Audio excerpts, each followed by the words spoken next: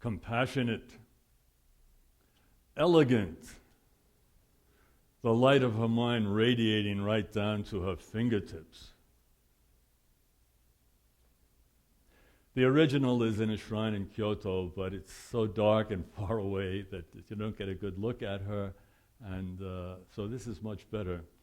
I like to think, who was the woman who posed for this artist as he carved her lovingly out of a block of wood? So when I speak of Zen this morning, I'm thinking of the bell calling us to attention, and the journey, which is one of elegance, an elegant life. It is not, Buddhism is not just a denomination, religious denomination, nor is it a particular insight into the structure of the universe. That's presupposed. When we have that, then we have the journey to begin to be an elegant human being. Now, when I speak of the artist, I think that the Zen way is really an artistic way. It need not be just for artists, but I think it is most appropriate for artists to try to live this way, to strive to be such an elegant human being. George Eliot writes, "The artist is like a lover, and as a lover, he must learn to wait and to endure. I am not yet worthy for my love, but she is worthy, and I will live to merit her." Now, we'll see a number of slides which are the work of our creative artist here today, Amy Yee, and this is her vision of Buddhism, her vision of the Zen insight. I will use poetry, which needs a brief explanation because Zen is always saying words are inadequate. And that is true, but we must use words to defeat words. A Zen teacher is expected always to speak to his students every day during a retreat. So this is what I mean by Zen and the creative artist. It is a life of attention.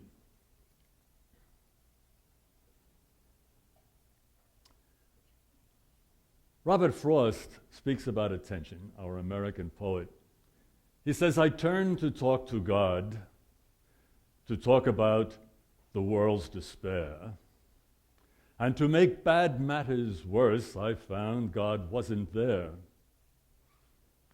God turned to talk to me. Don't anybody laugh. God found I wasn't there, at least not over half." The question for a human being is to come to attention and be fully human. The novelist William Styron writes this about the great disasters that happen, say like the Holocaust, and the question is asked, where was God? He says it's the wrong question. We should ask, where was humanity? Where was the elegant man or woman who could put a stop to such atrocities?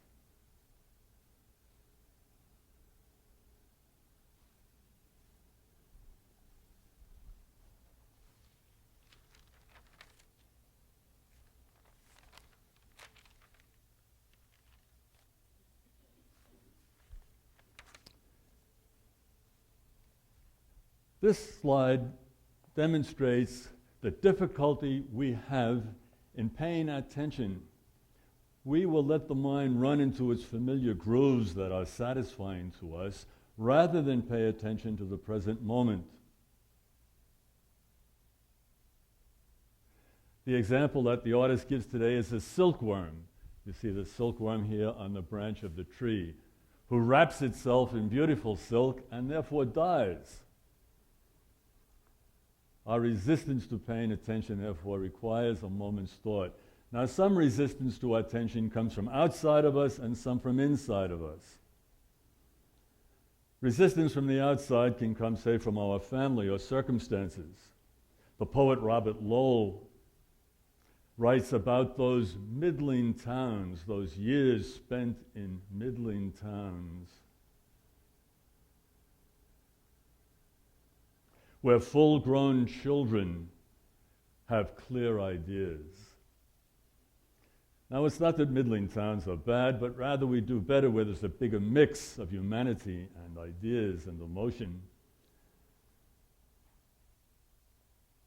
And the full-grown children with clear ideas refers to those things we've heard from our uncles, let's say, in the family tradition. Those ideas or those prejudices, those limitations that we can keep repeating for the whole of our lives. But some limitations to paying attention come from within ourselves. We make substitutions. We will say, for example, instead of paying attention,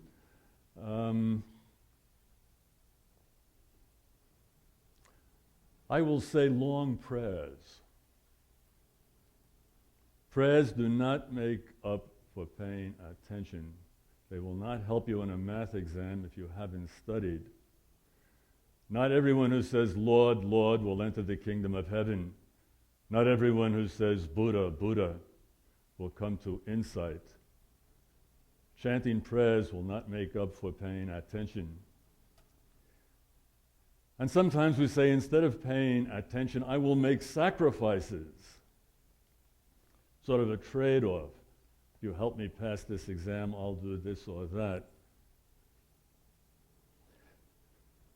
Once a Zen master walked into the countryside and he saw some priests or other of some god making sacrifices, slaughtering oxen in order to win some favors from the deity.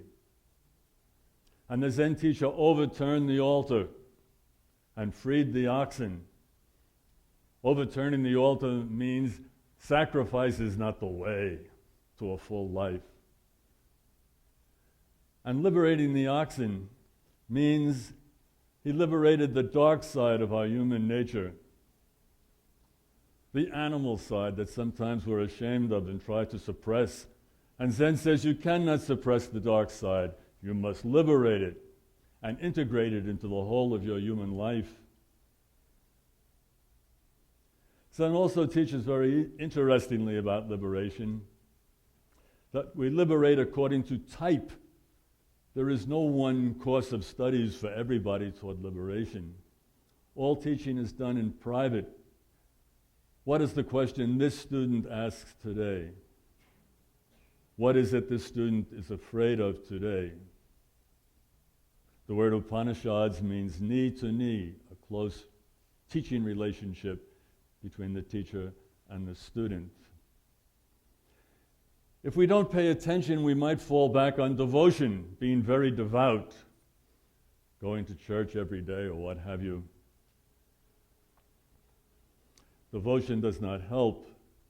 One thinks of the play Amadeus, when Salieri, filled with jealousy for Mozart, turns to the audience and he says, all my devotion, all my practice, all my virtue,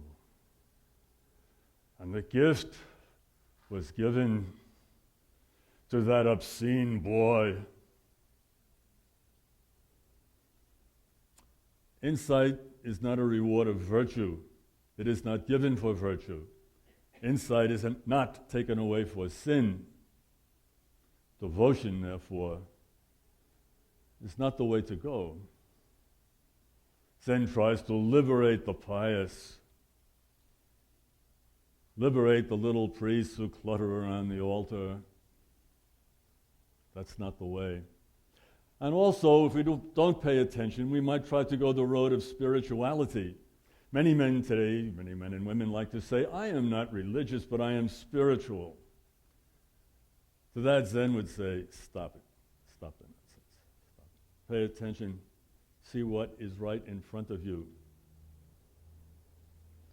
The poet Grace Paley says, spirituality is what men feel for women. Spirituality is what women feel for men. Spirituality is what we all feel for our children.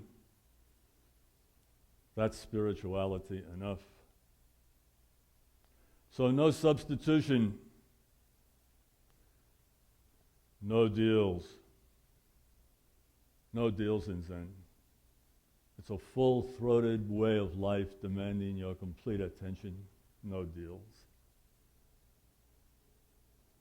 And no cheating. There is a Zen teacher, a friend of mine from England, is living now in Los Angeles, and he said the biggest impact he had in an interview with Mayazumi Roshi came over this question of cheating. Mayazumi Roshi said to him, "Don't cheat." He said, "I'm not cheating." Mayazumi said, "Don't cheat." No substitution, no deals, no cheating. Just pay attention. Please.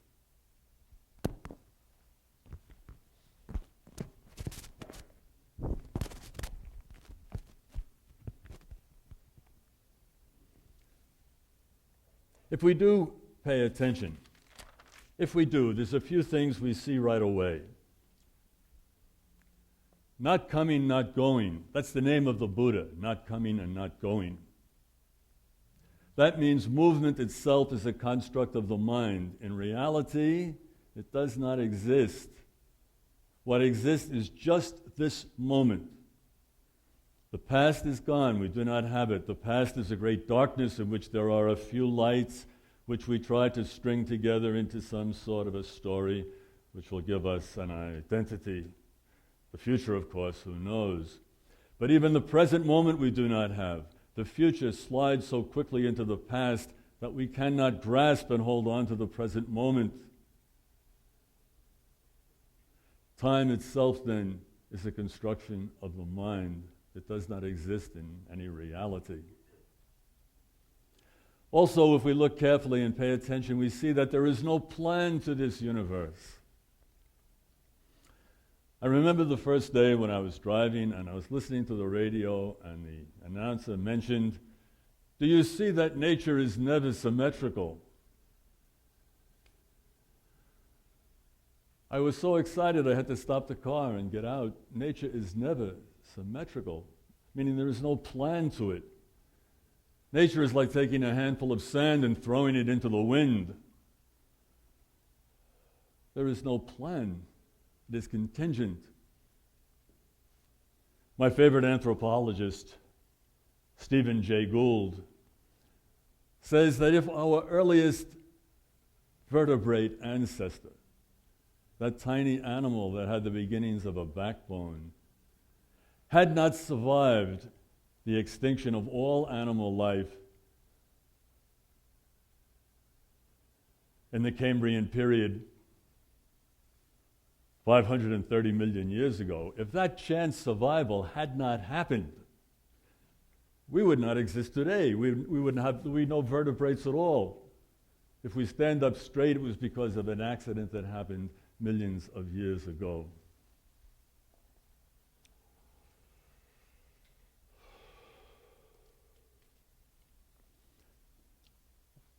Time is running out already. I want to say one of the important things we see if we pay attention, and that is the world is not in process. Process is time, and time, remember, is only a construct of the mind.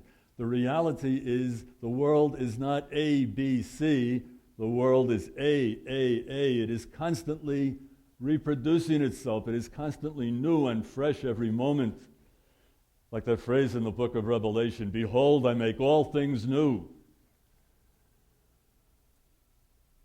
The world is created new every moment, while the Buddhists always say,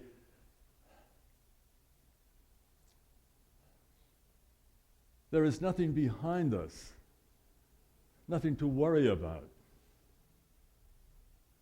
Everything is new. We have a new chance. Our poet laureate, W.S. Merwin, writes about this replacement, which seems so fantastic. But remember, there were people who thought that the earth was flat and anything else was fantastic. Merwin writes about Monday, his title. "Monday, when you arrive, it is plain that you do not remember the last time. You do not remember the last Monday. You are always like that, insisting on beginning over and over again, as though nothing had really happened, as though the world was always beginning. Oh, unrepeatable one, he writes, you lack nothing yourself and not waiting. You are the unrepeatable one. You are the one who is fresh moment by moment. You are the one who is not chained to the past. You need not cling to the past and rattle the chains of memory and childhood. You can step into a bright, radiant adulthood by paying attention.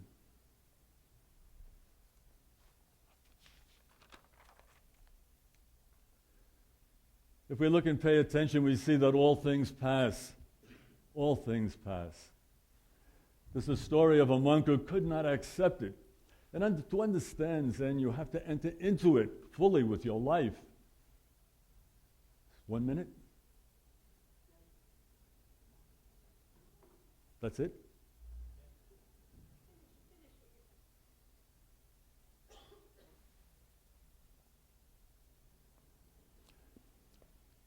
You have to understand the situation of the koan. This monk could not accept that it all goes because perhaps he lost his child, which is the deepest grief I have ever seen on the planet. I remember seeing his father in a military cemetery kneeling on his son's grave and patting the grass. I remember a mother who wrote, I wonder in what fields he chases fireflies today, my little hunter who ran away. And so he went to his teacher, and the teacher said to him, yes, it all goes, and he couldn't accept it. So he went to a second teacher, and the second teacher said the same thing, yes, your first teacher is very wise. It all goes, go back to him.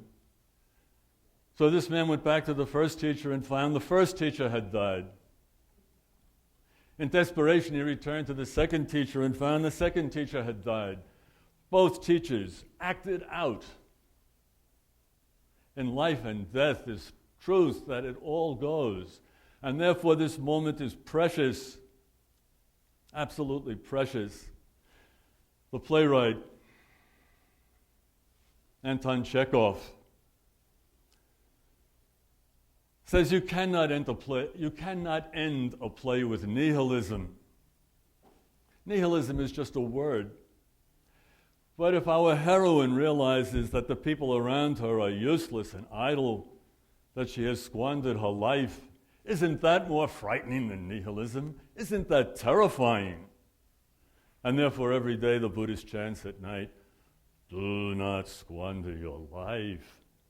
Sins can be forgiven, but how can you forgive a wasted life? Therefore Zen says, seize the moment. This moment is the moment of insight. Live it fully, completely.